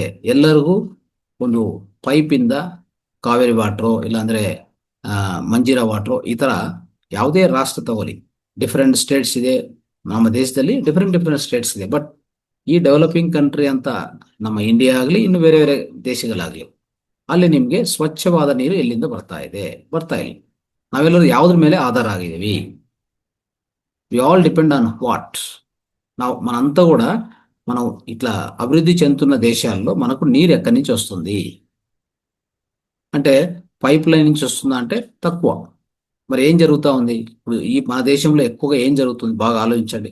మన ఇంట్లో కానీ చుట్టూ అన్నింటిలో కానీ వాటర్ బాటిల్ క్యాన్ వస్తుంది. ఒక క్యాన్ 25 లీటర్ క్యాన్. ఆ 25 లీటర్ క్యాన్స్ మనకు అమ్మే ముందు ఎండలో పెట్టింటారు. ఎన్ని రోజులు పెడతారు? 10 రోజులు, 15 రోజులు, ఒక మంత్ అట్లా పెట్టింటారు. నింపి పెట్టేసింటారు. అది తీసుకొచ్చి మనకు అమ్ముతాడు. మనం తీసుకొచ్చి ఇంట్లో అది క్యాన్ వాటర్ సురక్షితము, దాంట్లో బ్యాటరీ ఉండదు, వైరస్ ఉండదు, మంచిది అని చెప్పి మనం తాగడం మొదలు పెడతాం. ನಾವೇನ್ ಮಾಡ್ತೀವಿ ನೋಡಿ, ನಮ್ಮ ಸುತ್ತಮುತ್ತೆ ಈ ಕ್ಯಾನ್ ವಾಟರ್ ಮಾತ್ರ ಜಾಸ್ತಿ ಬಳಕೆ ಅಲ್ವಾ? 25 ಲೀಟರ್ ಕ್ಯಾನ್ ವಾಟರ್ ಪ್ರತಿ ಮನೆಗೆ ಬರುತ್ತೆ. ಆ ಕ್ಯಾನ್ ಏನ್ ಮಾಡ್ತಾರೆ, ನಿಮಗೆ ಮಾರಾಟ ಮಾಡಕ್ ಮುಂಚೆ ಒಂದು 20 ದಿನ 15 ದಿನ ಆ ಬಿಸಿಲಲ್ಲಿ ಬಿಡ್ತಾರೆ. ಆ ಸನ್ ಬೆಳಕ್ಕೆ, ಸೂರ್ಯನ ಬೆಳಕ್ಕೆ ಬಿಟ್ಬಿಡ್ತಾರೆ. ತುಂಬಾ ಬಿಸಿಲು ಬರ್ತಾ ಇರ್ತದೆ, ಹಾಗೆ ಬಿಟ್ಟಿರ್ತಾರೆ. ಯಾವಾಗ ಯಾವಾಗ ಮಾರಾಟಕ್ಕೆ ಬಂದ್ರೆ ಅವಾಗ ಮಾರಾಟಕ್ಕೆ ಕೊಡ್ತಾರೆ. ಆ ಸ್ಟೋರ್ಗೆ ಅಲ್ಲೇ ಬಿದ್ದಿರ್ತವೆ. ಎಷ್ಟು ಆ ಬಿಸಿಲಿಂದ ಈ ಪ್ಲಾಸ್ಟಿಕ್ಕು ಕರಗಿ ಅದರಲ್ಲಿ ಕೆಮಿಕಲ್ಸ್ ಎಷ್ಟು ತುಂಬಿರ್ತದೆ ಗೊತ್ತಾ ನಿಮಗೆ? ఎన్ని కెమికల్స్ ఆ ఎన్ని కెమికల్స్ ఆ నీటిలోకి పోయింటాయో మీకు తెలుసా? తెలియకుండానే ఆ వాటర్ బాటిల్ ಕ್ಯಾನ್ మనం ಉಪಯೋಗಿಸ್ತಾము. ನಾವು ಹಂಗೆ ಆ ಬಾಟಲ್ ವಾಟರನ್ನು ಕುಡಿಯೋದು ಒಳ್ಳೆಯದು, ಸುರಕ್ಷಿತ, ಅಲ್ಲಿ ಬ್ಯಾಕ್ಟೀರಿಯಾ ವೈರಸ್ ಏನಿರಲ್ಲ, ಟ್ರೀಟ್ಮೆಂಟ್ ಮಾಡಿದ್ದಾರೆ. ಯಾರೋ ಬಿಸ್ಲರಿ ಅವ್ರು ಮಾಡಿದ್ದಾರೆ, ಕಿನ್ಲಿ ಅವ್ರು ಮಾಡಿದ್ದಾರೆ ಅಂದ್ಕೊಂಡು ನಾವು ಕುಡಿತಾ ಇರ್ತೀವಿ. ಎಷ್ಟು ಡೇಂಜರ್ ಅಂದ್ರೆ ಅರ್ಥ ಮಾಡ್ಕೊಳ್ಳಿ. ಆ ಪ್ಲಾಸ್ಟಿಕ್ ಕರಗಿ ಕರಗಿ ಕರಗಿ ಆ ಕೆಮಿಕಲ್ಸ್ ಎಲ್ಲ ಅದ್ರ ಒಳಗಡೆ ಹೋಗಿ ನಿಮ್ಮ ಹಾರ್ಮೋನ್ ಅನ್ನು ಇಂಬ್ಯಾಲೆನ್ಸ್ ಕಾರಣವಾಗತ್ತೆ. ಇತ್ತೀಚಿನ ಸಮಯದಲ್ಲಿ ಹೆಣ್ಮಕ್ಳಿಗೆ ಎಸ್ಪೆಷಲಿ ನೋಡ್ತಾ ಇದ್ವಲ್ಲ, ಪೀರಿಯಡ್ಸ್ ಸರಿಯಾಗಿ ಆಗೋದಿಲ್ಲ. ಆಯ್ತಾ? ಆ ಪೀರಿಯಡ್ಸ್ ಹೆಚ್ಚು ಕಮ್ಮಿ, ಮತ್ತೆ ಪ್ರೆಗ್ನೆನ್ಸಿ ಬರೋದಿಲ್ಲ, ಮಕ್ಕಳು ಆಗೋದಿಲ್ಲ. ನೋಡಿದ್ರ ಎಷ್ಟೆಲ್ಲ ಪ್ರಾಬ್ಲಮ್ಸ್ ಫೇಸ್ ಮಾಡ್ತಾ ಇದೆ. ಈ ಪ್ಲಾಸ್ಟಿಕ್ ಅಂದ್ರೆ ಈ ಮೈಕ್ರೋ ಪ್ಲಾಸ್ಟಿಕ್ಸ್ ಹೋಗಿ ಬ್ಲಡ್ ಒಳಗಡೆ ಸೇರ್ಕೊಂಡು ಆ ಟಾಕ್ಸಿನ್ಸ್ ಹೆಚ್ಚಾಗಿ ರಕ್ತವೇ ಒಂಥರ ಮಾಲಿನ್ಯವಾಗ್ಬಿಟ್ಟಿದೆ ಅಂದ್ರೆ ನೀವು ನಂಬಲ್ಲ, ನೀವು ನಂಬೇಕಾಗತ್ತೆ. ಅಂತ ಸೈಂಟಿಫಿಕ್ ఫ్యాక్ట్స్ ನಾವು ಇವತ್ತು మాట్లాడుకుంటా ఇద్వి. సో అలాంటి ఒక శాస్త్రపరమైనటువంటి అంశాలు మనం ఈరోజు డిస్కస్ చేస్తున్నాం. కాబట్టి ఇవన్నీ కూడా గుర్తుపెట్టుకోవాలి మిత్రులారా. So many women are now seeing excess facial and body hair. Okay, and many men are becoming less masculine, the phenomenon known as a male feminization. ఇటీవల కాలంలో మనం చూస్తూ ఉంటాం, ఆడవారికి, స్త్రీలకి ముఖం మీద, ಬಾಡಿ ಮೊತ್ತಂ మీద వెంట్రుకలు ಮೊಲಿಸ್ತಾ ఉన్నాయి. ನಾವು ನೋಡಿರ್ಬೋದಲ್ಲ. ಸೊ ಹೆಚ್ಚು ಹೆಣ್ಮಕ್ಳಿಗೆ ಇತ್ತೀಚಿನ ಕಾಲದಲ್ಲಿ ಮುಖದ ಮೇಲೆ, ಫೇಸ್ ಮೇಲೆ ಮತ್ತೆ ಇಡೀ ಶರೀರದ ಮೇಲೆ ಹೆಚ್ಚು ಏನ್ ಬರ್ತಾ ಇದೆ ಅಂದ್ರೆ ಕೂದಲು ಬರ್ತಾ ಇದೆ, ಏರ್ ಗ್ರೋ ಆಗ್ತಾ ಇದೆ. ಕಾರಣ ಏನು? Hormonal imbalance. ಇಷ್ಟೇ ತಿಳ್ಕೋಬೇಕು ನೀವು. ಇದರಿಂದ ಹೆಚ್ಚು ಪ್ಲಾಸ್ಟಿಕ್ ಬಳಕೆಯಿಂದ ಇದಾಗ್ತಾ ಇದೆ. ಆಯ್ತಾ? ಅದನ್ನು ಸ್ವಚ್ಛಗೊಳಿಸ್ಕೊಂಡೋದಿಲ್ಲ ನಾವು, ಅಲ್ವಾ? ಯಾವ್ದನ್ನು ಸ್ವಚ್ಛಗೊಳಿಸ್ಕೊಂಡು ಅಂತ ವಿಧಾನ ಇದೆಯಾ ನಮ್ಗೆ? ರಕ್ತ ಮಾಲಿನ್ಯ ಆಗಿದೆ, ರಕ್ತ ಒಳಗಡೆ ಮೈಕ್ರೋ ಪ್ಲಾಸ್ಟಿಕ್ ಸೇರ್ಕೊಂಡಿದೆ. ಅದು ಹೇಗೆ ಆಚೆಗಡೆ ಕಲಿಸೋದು? ಆಚೆಗಡೆ ಕಲ್ಸಕ್ಕೆ ನಾವು ಏನ್ ಮಾಡ್ಬೇಕು ಅಂತಂದ್ರೆ, ಖಂಡಿತ ನಾವು ತಿನ್ನುವಂತ ಆಹಾರವನ್ನು, ಲೈಫ್ ಸ್ಟೈಲ್ ಅನ್ನು ಚೇಂಜ್ ಮಾಡ್ಕೋಬೇಕು. And also what we need to do is we must be practising fasting, ಅಲ್ವಾ? ಒಳ್ಳೆ ಫಾಸ್ಟಿಂಗ್ ಮಾಡ್ಬೇಕಾಗತ್ತೆ. ಆಯ್ತಾ? ಆ ಜೊತೆಗೆ ಶಿವಂಬು ಥೆರಪಿ ಅಂತ ಒಂದು ಅದ್ಭುತ ಥೆರಪಿಸ್ ಇದೆ, ಅದನ್ನು ಉಪಯೋಗಿಸ್ಬೇಕಾಗತ್ತೆ. ರಕ್ತವನ್ನು ಶುದ್ಧಿ ಮಾಡ್ಕೋಬೇಕು. ಇದು ಯಾರು ಮಾಡ್ತಾ ಇದ್ರು? ನಾವು ಒಂದೇ ಧ್ಯಾನ ಮಾಡ್ತೀವಿ ಅಂದ್ರೆ ಆಗೋದಿಲ್ಲ. ಆದ್ರೂ ನಿಮಗೂ ಕಷ್ಟ ಅನ್ನೋದು ಖಂಡಿತ ಬಂದೇ ಬರ್ತದೆ. ಯಾವುದೊಂದು ಸಮಯದಲ್ಲಿ ಅದು ಹೆಚ್ಚು ಆಗಿ ಆಗಿ ಆಗಿ ನಾವು ನೋಡಿ ಹೇಗಿರುತ್ತೆ ಅಂದ್ರೆ, we do meditation, we try to cleanse our body.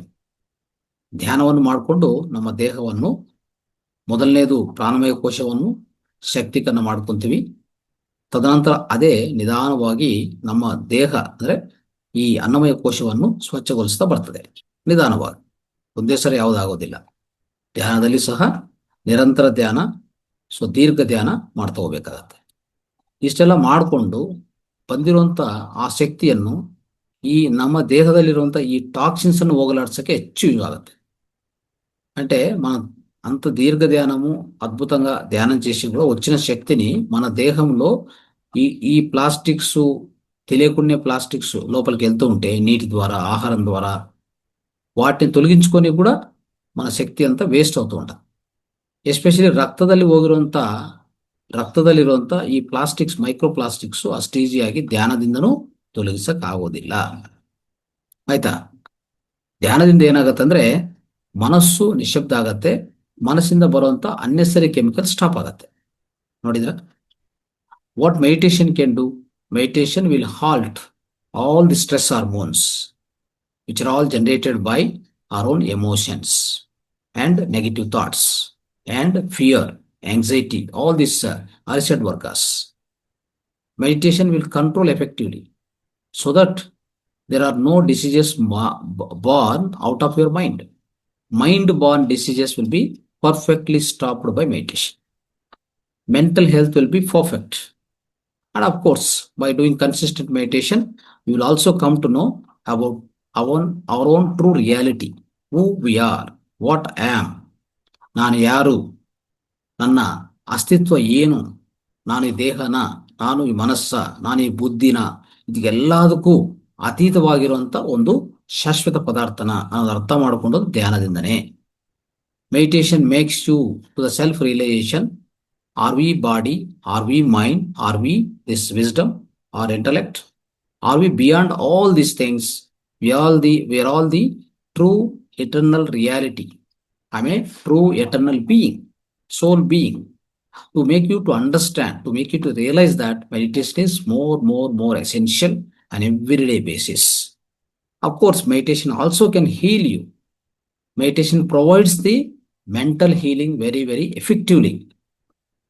ಧ್ಯಾನ ಏನ್ ಮಾಡ್ತದೆ ಅಂದ್ರೆ ನಿಮ್ಮ ಮನೋವ್ಯವಸ್ಥವನ್ನು ಸರಿಪಡಿಸ್ತದೆ, ಮಾನಸಿಕ ಅಸ್ವಸ್ಥವನ್ನು ತೊಲಗಿಸ್ತದೆ.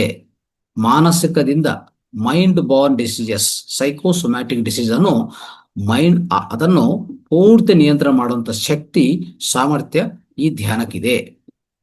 ಒಂದು ಆತ್ಮ ಸಾಕ್ಷಾತ್ಕಾರ, ಇನ್ನೊಂದು ಮಾನಸಿಕ ಅಸ್ವಸ್ಥತೆ, ಮಾನಸಿಕ ಇಲ್ನೆಸ್, ಮೆಂಟಲ್ ಇಲ್ನೆಸ್, ಇದೆಲ್ಲ ತೊಲಗಿಸಿ ನಿಮ್ಮ ಆರೋಗ್ಯವನ್ನು ಕಾಪಾಡುವಂತ ಅವಕಾಶ ಧ್ಯಾನಕ್ಕಿದೆ. ಆದರೆ ಫಿಸಿಕಲ್ ಆಗಿ ಆಗುವಂತ ಈ ವ್ಯಾಧಿಗಳನ್ನು ಅಷ್ಟು ಈಸಿಯಾಗಿ ತೊಲಗಿಸಕ್ಕಾಗಲ್ಲ. ನಾವು ತಿನ್ನೋ ಆಹಾರ ನಿಯಂತ್ರಣ ಇಟ್ಕೋಬೇಕು. ಅದಕ್ಕೆ all the yogis, great masters, they will be so much careful about their food and water and environment. Understand?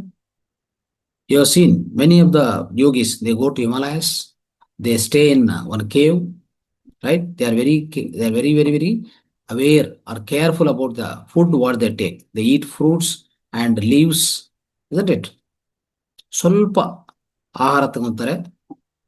ಎಲ್ಲ ಯೋಗಿ ಮುನಿ ಋಷಿಗಳು ಪರ್ವತ ಪ್ರಾಂತಕ್ಕೆ ಹೋಗಿ ಗುಹದಲ್ಲಿದ್ದು ಅವ್ರು ಏನ್ ಮಾಡ್ತಾರೆ, ಅಲ್ಲಿ ತಿನ್ನುವಂತ ಆಹಾರ ತುಂಬಾ ನಿಯಂತ್ರವಾಗಿರುತ್ತೆ. ನೀರನ್ನು ಕುಡಿಯೋದು, ಫಲಾಹಾರ ತಗೊಂಡೋದು ಇದೆಲ್ಲ ಯಾಕೆ ಮಾಡ್ತಾ ಇದ್ರು ಅಂದ್ರೆ ಧ್ಯಾನ ಮಾಡೋದು ಈ ದೇಹದಲ್ಲಿ. ಅವರ ಶರೀರಂ ಕಲ್ಲುಧರ್ಮ ಸಾಧನ, ಶರೀರಂ ಕಲ್ಲುಧರ್ಮ ಸಾಧನ ಅಂದ್ರೆ ನಾವು ಧ್ಯಾನ ಮಾಡ್ಬೇಕಾಗಿರೋದು ಈ ದೇಹದಲ್ಲೇ. ಧ್ಯಾನ ಮಾಡ್ಬೇಕಂದ್ರೆ ಆರೋಗ್ಯವಂತ ಶರೀರ ಬೇಕು.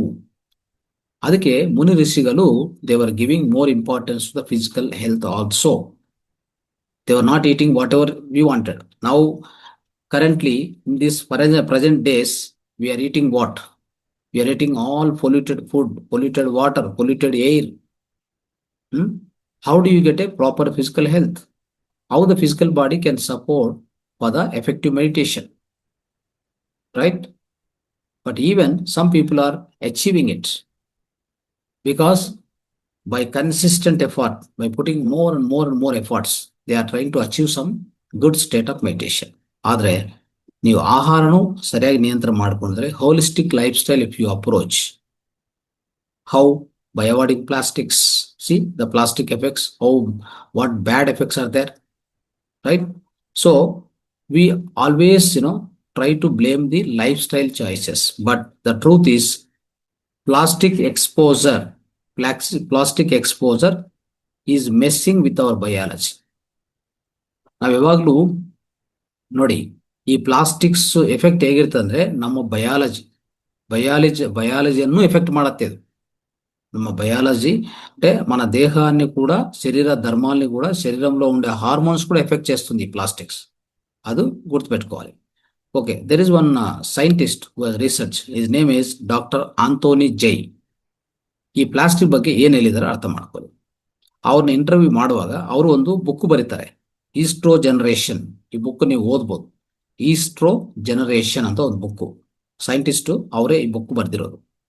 ಓಕೆ, ಅವರು ನಮ್ಗೆ ಏನೇನು ಒಂಥರ ಮೈಂಡ್ ಬ್ಲೋಯಿಂಗ್ ಅಂದ್ರೆ ಒಂಥರ ನಮಗೆ ఆశ్చర్యవాదంత విషయాలు ಹೇಳಿದ್ದಾರೆ. కొన్ని ఆశ్చర్యకరమైన విషయాలు ఒక సైంటిస్ట్ చెప్తున్నాడు మనకి, ఆంథోనీ జై అని చెప్పేసి. అతను ఈస్ట్రో జనరేషన్ బుక్ రాశాడు. ఇది మీరు చదవచ్చు. సో ఏం చెప్తాడంటే, ప్లాస్టిక్స్ వచ్చేసి మన దేహం లోపల, ఓకే, మన దేహం లోపలికి చొచ్చుకొని పోయాయి. మనం అంటే ಊಹಿಸಲೇని ವಿಧಂಗ ನಾವೇ ಊಹ ಮಾಡೋಂಥ ಅವಕಾಶ ಇಲ್ಲ. ಆ ರೀತಿಯಲ್ಲಿ ಈ ಪ್ಲಾಸ್ಟಿಕ್ಸ್ ನಮ್ಮ ದೇಹ ರಕ್ತ ಒಳಗಡೆ ಈಗಾಗಲೇ ಸೇರ್ಕೊಂಡಿದೆ ಅಂತ ಹೇಳ್ತಾ ಇದ್ರು. ಯಾವ ರೀತಿಯಲ್ಲಿ ನೋಡೋಣ, ಯಾವ ಪದಾರ್ಥಗಳು, ಯಾವ ವಸ್ತುಗಳು ಬಳಕೆ ಮಾಡಿದ್ರೆ ಯಾವ ರೀತಿಯಲ್ಲಿ ಮಾಡ್ತದೆ ನೋಡೋಣ. ಈಗ First thing is shampoo bottles and personal care products, right? They contain phthalates which are absorbed through the skin. Imagine. So we are all using shampoo bottles and personal care products. Correct, no? Like face cream, moisturizer, all this we use. And we also use shampoo bottles. What happens is they all contain phthalates which are absorbed through the skin. ನಾವೆಲ್ಲರೂ shampoo bottles ಉಪಯೋಗಿಸ್ತೀವಿ ಮತ್ತೆ face creams ಇವೆಲ್ಲ ಉಪಯೋಗಿಸ್ತೀವಲ್ಲ, ಅವಾಗ ಅದರಲ್ಲಿ ಪ್ಯಾಥಲೇಟ್ಸ್ ಅಂತ ಒಂದು plastic ಇದೆ. ಅದು ನೇರವಾಗಿ ನಮ್ಮ ಚರ್ಮದಿಂದ ಒಳಗಡೆ, ಚರ್ಮ ರಂಧ್ರಗಳಿಂದ ಒಳಗಡೆ, ರಕ್ತ ಒಳಗಡೆ ಹೋಗುತ್ತೆ. ನೆನ್ಪಿಟ್ಕೊಳ್ಳಿ. Okay, next plastic food containers. ನಾವೆಲ್ಲ ಹೀಟ್ ಮಾಡೋಕ್ಕೆ ಪ್ಲಾಸ್ಟಿಕ್ ಫುಡ್ ಕಂಟೈನರ್ಸ್ ಉಪಯೋಗಿಸ್ಕೊಂಡೋದು, ಇಲ್ಲಾಂದ್ರೆ ಮಕ್ಕಳಿಗೆ ಈ ಟಿಫಿನ್ ಬಾಕ್ಸು, ಆಹಾರದ ಬಾಕ್ಸ್ ಕಟ್ಟಿ ಕಲಿಸ್ಬೇಕಂತಂದ್ರೆ ಅದಕ್ಕೂ ನಾವು ప్లాస్టిక్ కంటైనర్స్ ఉపయోగిస్తాం. ప్లాస్టిక్ ఫుడ్ కంటైనర్ యాకంటే చీప్ అండ్ బెస్ట్, ఈజీగా లభ్యమవుతుంది అల్వా. సో మనమంతా ఏం చేస్తాం చెప్పండి, మన పిల్లలకి అన్నం కట్టియాలన్నా, అంటే ఆఫీస్కి, అంటే స్కూల్ పంపించాలంటే కూడా ఒక ప్లాస్టిక్ కంటైనర్ బాక్స్ ఉపయోగిస్తామా లేదా? ఎందుకంటే అవన్నీ చీప్ అండ్ బెస్ట్గా దొరుకుతాయి, ఈజీ, క్లీన్ చేసుకోవడం ఈజీ కదా.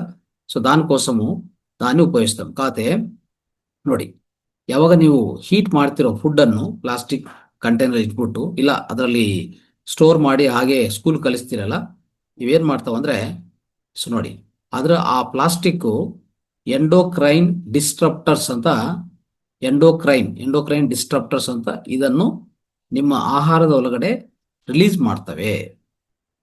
ನೋಡಿದ್ರ? So heating food, if you use the food in plastic boxes, plastic container, it will release even more endocrine disruptors into your lunch, into your food. ಇದು ಪ್ರತ್ಯೇಕವಾಗಿ ಆಯ್ತಾ. So endocrine disturbance ಅಂದ್ರೆ ಏನು? Endocrine glands ಇದೆಯಲ್ಲ, ನಮಗೆ 7 endocrine glands we have in our body. All these 7 endocrine glands, if they are working properly, we will be healthy and happy, mentally, physically. ಅರ್ಥ ಮಾಡ್ಕೊಳ್ಳಿ. ನಾವು ಈವನ್ ಸೆಲ್ಫ್ ರಿಯಲೈಸೇಷನ್ ಆಗ್ಬೇಕಂದ್ರೂ ನಮ್ಮ pineal gland one of the endocrine gland ಅಲ್ವಾ. Pineal gland work ಮಾಡಿದ್ರೇನೆ, pineal gland ಸಕ್ರಿಯಗೊಳಿಸ್ಕೊಂಡಿದ್ರೇನೆ ನಮಗೆ ಆತ್ಮ ಸಾಕ್ಷಾತ್ಕಾರ ಸಿಗೋದು. ಯಾವುದೇ ನಮ್ಮ ವಿಶ್ವಶಕ್ತಿ ಪ್ರವಾಹ ಮೂಲಾಧಾರದಿಂದ ಮೇಲೆ ಸಹಸ್ರಾರ್ಗೆ ಹೋಗ್ಬೇಕಂದ್ರೆ ನಮ್ಮ ಪೀನಿಯಲ್ ಗ್ಲ್ಯಾಂಡು ಸಕ್ರಿಯಗೊಳಿಸ್ಕೋಬೇಕು. ಅದಕ್ಕೂ ಸಹ ಅದೂ ಒಂದು ಎಂಡೋಕ್ರೈನ್ ಗ್ಲ್ಯಾಂಡ್ ಆಕ್ಚುಲಿ ಹೇಳ್ಬೇಕಂದ್ರೆ, ಆ ಎಂಡೋಕ್ರೈನ್ ಗ್ಲ್ಯಾಂಡು ಅದರ ಕೆಲಸನೂ ಕೆಟ್ಟೋಗುತ್ತೆ ಇಂಥ ప్లాస్టిక్స్ ಎಲ್ಲ ಬಳಸ್తా ಹೋದ್ರೆ. అర్థ అవుతా? మనకు ఎండోక్రైన్ గ్లాండ్స్ అన్ని కూడా డిస్టర్బ్ అవుతాయి ఈ ప్లాస్టిక్స్ ఎక్కువ యూజ్ చేస్తూ ఉంటే కనుక. ఇన్ఫ్యాక్ట్ మనకు మూలాధారం నుంచి పైకి సహస్రార వరకు ట్రావెల్ చేయాలంటే అన్ని endocrine glands, 7 chakras are called 7 endocrine glands, nothing but. అవునా కదా? సో మరి ఆ ఎండోక్రైన్ గ్లాండ్స్ కూడా ఎఫెక్ట్ అయ్యే అవకాశం ఉంది కదా దీని నుంచి. అర్థం చేసుకోండి. దానివల్ల ప్లాస్టిక్ అంత డేంజర్ అది. నెక్స్ట్ వాటర్ బాటిల్కి వద్దాం. వాటర్ బాటిల్ ನೆನ್ಪಿಟ್ಕೊಳ್ಳಿ, even water bottle they say BPA free water bottle ಅಂತ ಹೇಳ್ತಾರೆ ಔಟ್ ಸೈಡ್. BPA ಅಂದ್ರೆ ಏನು? ಬಿಸ್ಫೆನಾಲ್ ಎ ಅಂತ ಒಂದು ಕೆಮಿಕಲ್, ಒಂದು ಪ್ಲಾಸ್ಟಿಕ್ ಅಲ್ಲಿ ಒಂದು ಕೆಮಿಕಲ್ ಇದೆ. ಆ BPA ಫ್ರೀ, BPA ಇದರ ಮೇಲೆ ಇಲ್ಲ ಅಂತ ಹೇಳ್ತಾರೆ. ಆದರೂ ಸಹ ಇದು ಹಾರ್ಮೋನ್ ಡಿಸ್ಟ್ರಪ್ಟಿಂಗ್ ಕೆಮಿಕಲ್ಸು ರಿಲೀಸ್ ಮಾಡ್ತವೆ ಅಂತ ಬಾಟಲ್ಸು ಸಹ, right. Water bottles they say that they are even BPA free bottles still release the hormone disrupting chemicals, my dear friends. You can imagine this. Okay, so now let us understand one final essence of this today's topic, and also I'll teach you what are the actionable steps, how you can reduce your plastic exposure. I will teach you some of the points, about 5 points. Okay, now plastics are not just harming the planet, okay, but they are silently hijacking our biology, altering the hormones, reshaping our health in the way we never expect. ಅರ್ಥ ಆಯ್ತಾ? ಅಂದ್ರೆ ಈ plastics ಅನ್ನೋದು ಭೂಮಿಯನ್ನೇ ಹಾಳು ಮಾಡ್ತಾ ಇದೆ, ಭೂಮಿಯನ್ನೇ ಮಾಲಿನ್ಯ ಮಾಡ್ತಾ ಇದೆ. ನಿಮ್ಗೆಲ್ಲ ಗೊತ್ತಿರೋ ವಿಷಯ. ಒಂದು ಪ್ಲಾಸ್ಟಿಕ್ ಭೂಮಿ ಮೇಲೆ ಹಾಕಿದ್ರೆ 300 ವರ್ಷ ಕರಗಲ್ಲ, ನೆನ್ಪಿಟ್ಕೊಳ್ಳಿ. ಇದನ್ನು ಇಡೀ ಭಾರತದಲ್ಲಿ ಕಾನೂನು ತರ ಮಾಡಿದ್ರು ಇನ್ನೂ ಆಗ್ತಾ ಇಲ್ಲ. ನಾವೆಲ್ಲರೂ ಅಟ್ಲೀಸ್ಟ್ ಓಕೆ, ನಾವು ಮೆಡಿಟೇಷನ್ ಮಾಸ್ಟರ್ಸ್ ಆಗಿದ್ದು ಅಂದರೆ ಧ್ಯಾನ ಮಾಸ್ಟರ್ಸ್ ಆಗಿ ನಾವೆಲ್ಲ ಏನು ಮಾಡಬೇಕು, ಪ್ಲಾಸ್ಟಿಕ್ ಬಳಕೆಯನ್ನು ತಕ್ಷಣವೇ ಸ್ಟಾಪ್ ಮಾಡಬೇಕು. ಅದಕ್ಕೆ ಏನು ಪದ್ಧತಿಗಳು ನಾನು ಹೇಳ್ಕೊಡ್ತೀನಿ, ಏನೇನು ನೀವು ಚೇಂಜ್ ಮಾಡಬೇಕು ಮನೆಯಲ್ಲಿ ತಕ್ಷಣವೇ ಇವತ್ತಿಂದನೇ ಅಂತ ನಿಮ್ಗೆ ಹೇಳ್ಕೊಡ್ತೀನಿ. What are the things we need to stop as a meditation masters? We're all intellectuals, isn't it? Intelligent beings, we're all. So we must at least take a decision to stop all these uses of these plastics in our daily life from today itself. I will explain you some of the steps, okay, some of the procedures, which are all the things you can take care on a daily basis, my dear friends, right? Otherwise, this is not only harming the earth planet, it is also totally hijacking silently your entire biology. ನಿಮ್ಮ ದೇಹವನ್ನೇ ಒಂದು ರೀತಿಯಲ್ಲಿ ಕೆಟ್ಟೆ ನಿಯಂತ್ರಣ ಮಾಡ್ತಾ ಇದೆ. ನಿಮ್ಮ ದೇಹದಲ್ಲಿ hormones ಅನ್ನು ಖಂಡಿತ ಇದು ಉಂಟು ಮಾಡುತ್ತೆ ಅಲ್ವಾ? ಟೋಟಲಿ ನಿಮ್ಮ ಆರೋಗ್ಯವನ್ನೇ ಒಂದು ರೀತಿಯಲ್ಲಿ ಉಂಟು ಮಾಡುತ್ತೆ, ಆರೋಗ್ಯವನ್ನೇ ಕೆಡಿಸ್ತದೆ. ಅರ್ಥ ಆಯ್ತಾ? ಮಕ್ಕಳು ಇತ್ತೀಚಿನ ಸಮಯದಲ್ಲಿ ನೋಡ್ತಾ ಇದ್ರಲ್ಲ, ಮಕ್ಕಳು ಜಾಸ್ತಿ ಮೊಬೈಲ್ ನೋಡೋದಾಗ್ಲಿ, ಈ ಪ್ಲಾಸ್ಟಿಕ್ ಬಳಕೆ ಮಾಡಿ ಮಾಡಿ ಅವರು ಅವರು ಬೆಳೆಯುವಾಗ ಅಂತಂದ್ರೆ ದೊಡ್ಡವರಾಗುವಾಗ ಅವ್ರಿಗೆ ಯಾರು ಮ್ಯಾರೇಜ್ ಮಾಡ್ಕೊಂಡ್ರು ಮಕ್ಕಳಾಗ್ತಾ ಇಲ್ಲ. ನೋಡಿದ್ರ? ಮ್ಯಾರೇಜ್ ಜಸ್ಟ್ ರೀಸೆಂಟ್ಲಿ ಮ್ಯಾರೇಜ್ಡ್ ಕಪಲ್ಸ್ ನೋಡಿ ತುಂಬಾ ಜನ ಎಲ್ಲರೂ IVF ಹೋಗ್ತಾ ಇದ್ದಾರೆ. ಯಾಕೆ IVF ಹೋಗ್ತಾ ಇದ್ದಾರೆ? ಕಾರಣ ಏನು ಅಂತಂದ್ರೆ ಅವರ ಹಾರ್ಮೋನ್ಸ್ ಇಂಬ್ಯಾಲೆನ್ಸ್ ಆಗಿದೆ. ಹಾರ್ಮೋನ್ಸ್ ಎಷ್ಟು ಬೇಕೋ ಅಷ್ಟು ಉತ್ಪನ್ನ ಆಗ್ತಾ ಇಲ್ಲ. ಟೆಸ್ಟೋಸ್ಟಿರಾನ್ ಅದು ಗಂಡಸರಲ್ಲಿ, ಅದೇ ಹೆಣ್ಣು ಮಕ್ಕಳಾದ್ರೆ ಅವ್ರಿಗೆ ಈ ಈಸ್ಟ್ರೋಜನ್, ಪ್ರೊಜೆಸ್ಟೆರಾನ್ ಈ ಎರಡು ಹಾರ್ಮೋನ್ಸ್ ಸಮತೋಲನವಾಗಿರ್ಬೇಕು. ಬರೋದಿಲ್ಲ, ಸಮತೋಲನ ಬರೋದಿಲ್ಲ. ಅದಕ್ಕೆ ಅವ್ರಿಗೆ ಅಂಡಗಳು ಉತ್ಪನ್ನ ಆಗಲ್ಲ, ಇವ್ರಿಗೆ ಸ್ಪರ್ಮ್ ಕೌಂಟ್ ಉತ್ಪನ್ನ ಆಗಲ್ಲ. ಸರಿಯಾದ ಸ್ಪರ್ಮ್ ಕೌಂಟ್ ಇಲ್ಲ. ಶುಕ್ರ ಕಣಗಳು, ವೀರ್ಯ ಕಣಗಳು ಅಂತ ಹೇಳ್ತೀವಲ್ಲ ಗಂಡು ಮಕ್ಕಳಿಗೆ, ಅದು ಬರ್ತಾ ಇಲ್ಲ. ఇಷ್ಟು ಒಂಥರ దురంతగలాಗ್తా ఇದ್ರೆ దుష్పరిణామాలు మనకు జరుగుతూ ఉంటే కూడా మన చుట్టూ మనం ఇవి తెలుసుకొని వీటిని ఖచ్చితంగా ఫాలో కావాలి. So what are the actionable steps? We came to the final end of the topic, my dear friends. Now, what are the actionable steps which we need to learn from today? Let us understand. Okay? Yeah, the first step, switch to glass or stainless steel immediately. Use the glass or stainless steel containers for food and water in your house. ನಾವೆಲ್ಲ ಏನ್ ಮಾಡಬೇಕು? ತಕ್ಷಣವೇ first step ಏನ್ ಮಾಡ್ಬೇಕಂದ್ರೆ, ನಾವ್ ಈಗಾಗಲೇ plastic ಬಳಕೆ ಮಾಡ್ತಾ ಇದ್ರೆ ಯಾವುದೇ ರೀತಿಯಲ್ಲಿ ಫುಡ್ಕೋ, ವಾಟರ್ ಸ್ಟೋರೇಜ್ಕೋ, ಐಟಮ್ ಸ್ಟೋರೇಜ್ ಯಾವ್ದಕ್ಕನ್ನ ಇರಲಿ, ತಕ್ಷಣ ಏನ್ ಮಾಡ್ಬೇಕಂದ್ರೆ ಗ್ಲಾಸು ಅಥವಾ ಸ್ಟೇನ್ಲೆಸ್ ಸ್ಟೀಲ್ಗೆ ಮೂವ್ ಆಗಬೇಕು. ಅರ್ಥ ಆಯ್ತಾ? ಅದು ಆಹಾರ ಸಂಗ್ರಹ ಮಾಡ್ಕೋಕಾಗ್ಲಿ, ಆಹಾರ ಹೀಟ್ ಮಾಡಕ್ ಉಪಯೋಗಿಸೋದು. ಈಗ ನೋಡಿ, ಪ್ಲಾಸ್ಟಿಕ್ ಅಲ್ಲಿ ಇಟ್ಬಿಟ್ಟು ಆಹಾರವನ್ನು ಮೈಕ್ರೋ ಓವನ್ ಅಲ್ಲಿ ಇಟ್ಬಿಟ್ಟು ಹೀಟ್ ಮಾಡಿದ್ರೆ ಏನಾಗುತ್ತೆ? ಆ ಎಲ್ಲ ಮೈಕ್ರೋ ಪ್ಲಾಸ್ಟಿಕ್ಸ್, ಈ ಕೆಮಿಕಲ್ಸ್ ಎಲ್ಲ ಅದು ಒಳಗಡೆ ರಿಲೀಸ್ ಆಗ್ಬಿಡ್ತದೆ ಅಷ್ಟೇ. ಅದಕ್ಕೆ ಇದನ್ನು ಇಮ್ಮಿಡಿಯೇಟ್ తక్షణమే ನಾವು చేంజ్ ಮಾಡಬೇಕು. సో అర్థమైందా? మొదటి పాయింట్ ఏంటి? మనము ఈ రోజు నుంచే మన ఇంట్లో ఆహారాన్ని సంగ్రహించడానికి కానీ, ఆహారాన్ని నిలవబెట్టేదానికి కానీ, నీరు నిలవబెట్టేదానికి కానీ, నీరును స్టోర్ చేసేదానికి కానీ, ఇంకా ఏదైనా కానీ ఆయిల్, నీరు అంటే లిక్విడ్ కావచ్చు, సాలిడ్ కావచ్చు, ఏదైనా కానీ వాటన్నిటిని మనం ప్లాస్టిక్ లో పెట్టి నిలవబెడుతున్నామంటే తక్షణమే మానుకొని వాటి ప్లేస్లో స్టెయిన్లెస్ స్టీల్ కానీ, గ్లాస్ కానీ ఉపయోగించండి. ఓకే, ఇది number 1 step. Second step, avoid heating food in plastic. అర్థ ಆಯ್ತಾ? So never microwave, especially in microwave oven is there, no? If you keep this food in the plastic and heat, right, it is definitely a dangerous thing. All these plastic chemicals will release into food. So use ceramic or glass bowls instead of that. ಅರ್ಥ ಆಯ್ತಲ್ಲ? Microwave ಅನ್ನು ನೀವು ಮನೇಲಿ ಉಪಯೋಗಿಸ್ತಾ ಇದ್ರೆ heat ಮಾಡಕ್ಕೆ ಉಪಯೋಗಿಸ್ತಿರಲ್ಲ, ಆಹಾರವನ್ನು heat ಮಾಡಕ್ಕೆ, ಅದು ಎನಿ ಕಾಸ್ಟ್, ಯಾವುದೇ ಸಮಯದಲ್ಲಿ ಯಾವುದೇ ಪರಿಸ್ಥಿತಿಯಲ್ಲಿ ಸೆರಾಮಿಕ್ ಇಲ್ಲ ಅಂದ್ರೆ ಗ್ಲಾಸ್ ಬೌಲ್ಸ್ ಅನ್ನು ಉಪಯೋಗಿಸಿ ಸಾಕು. ರೈಟ್? ಇದು second point. What is the third point? Say no to plastic water bottles. ಇವತ್ತಿಂದ ಯಾರೇ ಆಗಲಿ, ನೀವು ಔಟ್ಸೈಡ್ ಪರ್ಚೇಸ್ ಮಾಡೋದಂತೂ ಬಿಟ್ಬಿಡಿ. ನೀವು ಔಟ್ಸೈಡ್ ಹೋಗ್ತಾ ಇದ್ದೀರಾ, ಒಂಥರ ನೀರು ಬೇಕಾ ನಿಮಗೆ, ನಿಮ್ಮ ಮನೆಯಲ್ಲೇ ಒಂದು ಗಾಜು ಬಾಟಿಲೋ ಇಲ್ಲ ಅಂದರೆ ಸ್ಟೀಲ್ బాటిల్లో నింపుకొండ్రే మనే నీళ్ళని తుంపుಕೊಂಡು ಹೋಗಿ. మీరు బయటికి వెళ్తున్నారా, మీకు నీళ్లు కావాలా, తాగడానికి ఎండాకాలం కదా, నీళ్ళు ఎక్కువ తాగాల్సి వస్తుంది. మీరేం చేయాలి, ఒక గ్లాస్ బాటిల్ లేదంటే స్టీల్ బాటిల్ మీ దగ్గర పెట్టుకోండాలి. ఎప్పుడు ఎక్కడ కావాలంటే అక్కడ నీరు పట్టుకోవచ్చు. అయిందా? కానీ బయట పోయి షాప్లో మీరు ఈ బాటిల్ కొన్నారనుకోండి, ప్లాస్టిక్ బాటిల్, మళ్ళీ వేస్టే. వాళ్ళు ఎప్పటి నుంచో స్టోర్ చేసి ఉంటారు, ఎన్ని రోజుల కింద పెట్టింటారు. అది ఎక్కడ పెట్టింటారు, అంతా వేడి తగులుతూ ఉంటుంది. అది ఏదైనా కానీ ಯಾವುದೇ ಬಾಟಿಲ್, ನೀವು ನೀರಿನ ಬಾಟಿಲ್ ಬಿಸ್ಲೆ ಆಗಲಿ ಕಿನ್ಲಿ ಆಗಲಿ ಯಾವುದೇ ಔಟ್ಸೈಡ್ ತಗೊಂತೀವಲ್ಲ, ಮಿನರಲ್ ವಾಟರ್ ಅಂತ ತಗೊಂತೀವಲ್ಲ, ಅದ್ರಲ್ಲಿ ಏನಾಗುತ್ತೆ ಇಲ್ಲಿ, ಅದರಲ್ಲಿ ನೀರು ಸ್ಟೋರ್ ಮಾಡಿರ್ತಾರಲ್ಲ, ಆ ನೀರು ಒಳಗಡೆ ಈ ಕೆಮಿಕಲ್ ಅಂದರೆ ಈ plastic particles, micro plastic particles ಸೇರಿರ್ತವೆ, ಆಲ್ರೆಡಿ ಸೇರಿರ್ತವೆ. ನಿಮ್ಗೆ ಗೊತ್ತಾಗಲ್ಲ ಅದು.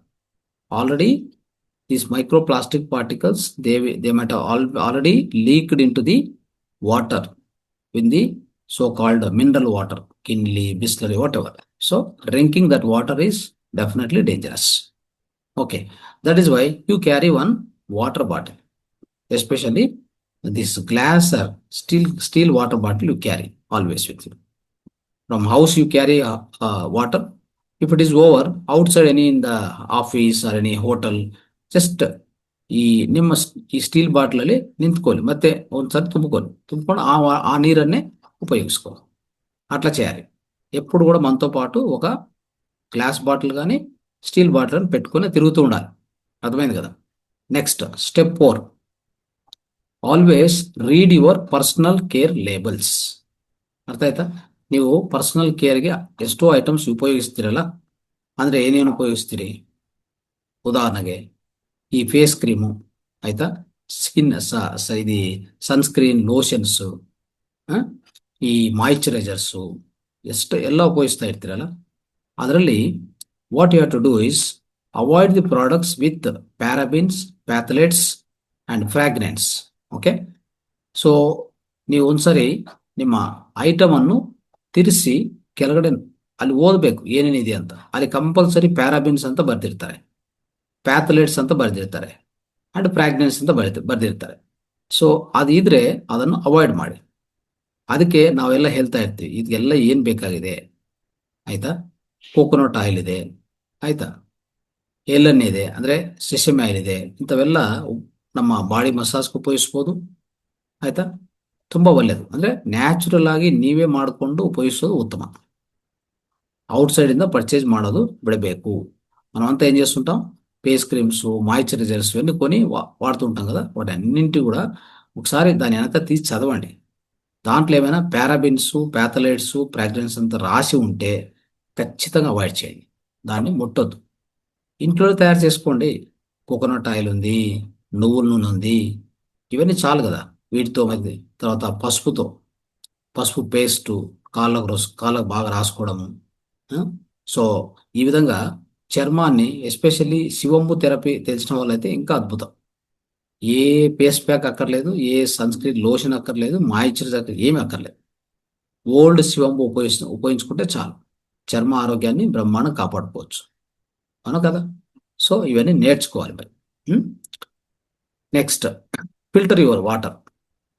ఇంట్లో ఎప్పుడు కూడా ఓకే హై క్వాలిటీ ఫిల్టర్ను ఉపయోగించుకోవాలి. మైక్రో ప్లాస్టిక్స్ ఈ అంటే మీ నీటిలో బయట నుంచి క్యాన్ తెచ్చింటారు కదా, బయట నుంచి క్యాన్ తెచ్చారు. సో ఆ క్యాన్లో కంపల్సరీ మైక్రో ప్లాస్టిక్స్ ఉన్నే ఉంటాయి. వాటిని ఫిల్టర్ చేసి ఇచ్చేటువంటి ఒక హై క్వాలిటీ ఫిల్టర్ ఇంట్లో పెట్టుకోవాలి. అవి దొరుకుతాయి. ఓకే, సో మనకు అవైలబుల్ ఉన్నాయి మార్కెట్లో. సో మనము ఆ మైక్రో ప్లాస్టిక్స్ను సహా తీసేసేటువంటి ఒక ವಾಟರ್ ಫಿಲ್ಟರ್ ಪೆಟ್ಕೋవాలి. ಅರ್ಥ ಆಯ್ತಲ್ಲ? ಅಂದರೆ ನಾವು ಆಚೆ ಕಡೆಯಿಂದ ಕ್ಯಾನ್ ತಗೊಂಡು ಉಪಯೋಗಿಸ್ತೀವಿ ಅಂತ ಇಟ್ಕೊಳ್ಳಿ. ಕ್ಯಾನ್ ತಗೊಂಡು ಮನೆಗೆ ಬಂದು ಆ ಕ್ಯಾನ್ ವಾಟರ್ನ ಉಪಯೋಗಿಸ್ತೀವಿ ಅಂತ ಇಟ್ಕೊಳ್ಳಿ. ನೇರವಾಗಿ ಉಪಯೋಗಿಸಬಾರ್ದು. ನಾವೇನು ಮಾಡಬೇಕು, ಒಂದು ಹೈ ಕ್ವಾಲಿಟಿ ಫಿಲ್ಟರ್ ಇಟ್ಕೊಂಡು ಆ ನೀರಲ್ಲಿ ಈಗಾಗಲೇ ಸೇರ್ಕೊಂಡಿರುವಂಥ ಈ ಮೈಕ್ರೋ ಪ್ಲಾಸ್ಟಿಕ್ಸ್ ಅನ್ನು ಫಿಲ್ಟರ್ ಮಾಡಿಕೊಂಡು ಆ ನೀರನ್ನು ಕುಡಿಬೇಕು. ಅರ್ಥ ಆಯ್ತಾ? ಇಷ್ಟು ಮಾಡಿದರೆ ಏನಾಗುತ್ತೆ, ಇಷ್ಟು ಸ್ಟೆಪ್ಸ್ ತಗೊಂಡ್ರೆ ನಾವು ಇದರಿಂದ ಕಾಪಾಡ್ಕೋಬಹುದು. ಓಕೆ, ಫೈನಲಿ ನಿಮ್ಗೆ ಏನ್ ಹೇಳ್ಬೇಕಂತಂದ್ರೆ, ಈ ಪ್ಲಾಸ್ಟಿಕ್ಸು ನಮ್ಮ ಜೀವನದಲ್ಲಿ ಎಲ್ಲಾ ಕಡೆ ಸೇರ್ಕೊಂಡಿದೆ. ಇದನ್ನು ಯಾವುದೇ ರೀತಿಯಲ್ಲಿ ನಾವು we cannot ignore. The plastics are so deeply came into our lives. So it is very, very, so we can't ignore the impact of this plastics, isn't it? Okay. So that's why, so from today, all of you, okay, you know about the plastics, the bad impacts, isn't it? Immediately you remove all the plastics with the replace with all the plastic items, containers, whatever, and aluminum containers also. Aluminum vessels also you must not use, friends. That is also much, much danger. Okay. Replace with the stainless steel and glass. This much you do it immediately. Okay. And now, one thing is, the choice is within your hands now.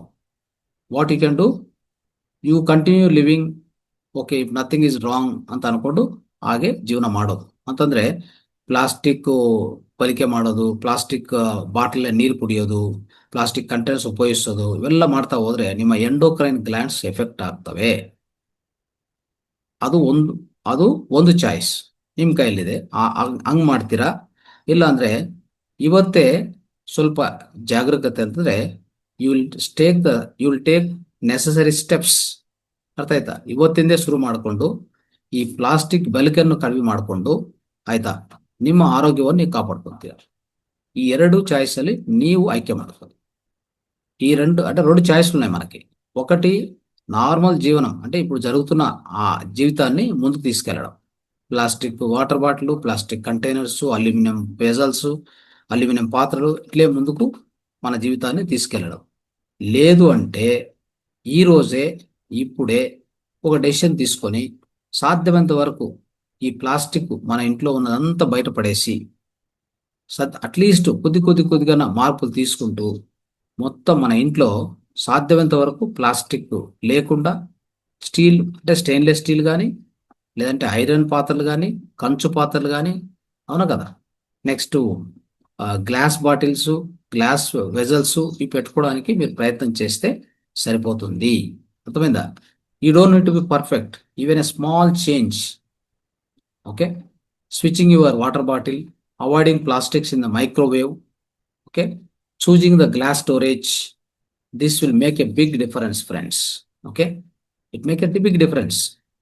So at least ఈ కొన్ని changes చేసుకోవచ్చు. ఏం చేసుకోవచ్చు మనం? At least మన ఇంట్లో water bottle మార్చేయడం, plastic నుంచి స్టీల్కో Glasgow రావడం, తర్వాత మైక్రోవేవ్లో ఎట్లాంటి పరిస్థితుల్లో ప్లాస్టిక్ పెట్టి హీట్ చేయకపోవడం, తర్వాత ఏదైనా స్టోర్ చేస్తున్నామంటే నీటిని కానీ, ನೂನೆನ కానీ, ಇట్లాಂಟಿ ಲಿಕ್ವಿಡ್ಸ್ ಏನಾದರೂ ಸ್ಟೋರ್ ಮಾಡ್ತಾ ಇದ್ರೆ ಅದನ್ನು ಪ್ಲಾಸ್ಟಿಕ್ ಇಂದ ಬದಲಾವಣೆ ಮಾಡಿ ಅದಕ್ಕೆ ಬದಲಾಗಿ, ಓಕೆ, ಆದಷ್ಟು ಗ್ಲಾಸು ಇಲ್ಲ ಅಥವಾ ಸ್ಟೀಲು ಅಥವಾ ಬೇರೆ ಬೇರೆ ವಸ್ತು ಅಂದ್ರೆ ಬೇರೆ ಪದಾರ್ಥ ಏನೇ ಇದ್ರು, ಬೇರೆ ಮೆಟಲ್ ಯಾವುದೇ ಇದ್ರು ಅದನ್ನು ಬಳಸ್ಕೊಂಡು ನಾವೇನ್ ಮಾಡಬೇಕು, ನಮ್ಮ ಜೀವನದಲ್ಲಿ ಸಣ್ಣ ಸಣ್ಣ ಚೇಂಜಸ್ಸೇ ದೊಡ್ಡ ಬದಲಾವಣೆಗೆ ಕಾರಣವಾಗ್ತವೆ. So we all can stay healthy and happy. We all can lead the absolutely great physical health we can enjoy, isn't it, friends? So when we have a wonderful physical health, we also can meditate for long hours. We can make sure that we travel very, very smoothly and very fastly. We can grow. Our soul evolution will also be much, much stronger. We evolve in the spirituality. In the spirituality also we evolve in a fastest way, in a strongest way, isn't it? And we reach our goal. We manifest everything, whatever we are wishing for. When your physical health is good. If your physical health is not good, then what can you do? What will you achieve in your life? Physical health itself is damaged. What do you achieve? Tell me. Though you know meditation, you read many books, right? You have a lot of wisdom, lot of intellect, intelligence. What will you do when your physical body doesn't support? You often get cold and cough. You often get acidity problem, gastric problem. You often get constipation problem, diarrhea problem. Why these things are happening? Because you don't know. You don't have proper wisdom about lifestyle, food style, and how to take care of the environment around you. right? You never worried about it, you never studied about it. That is why we need to have the holistic wisdom. Holistic and holistic wisdom. Holistic, holistic wisdom, both are required for our life, my dear friends. Thank you so much for the patiently listening up to this time. Thank you so much. Then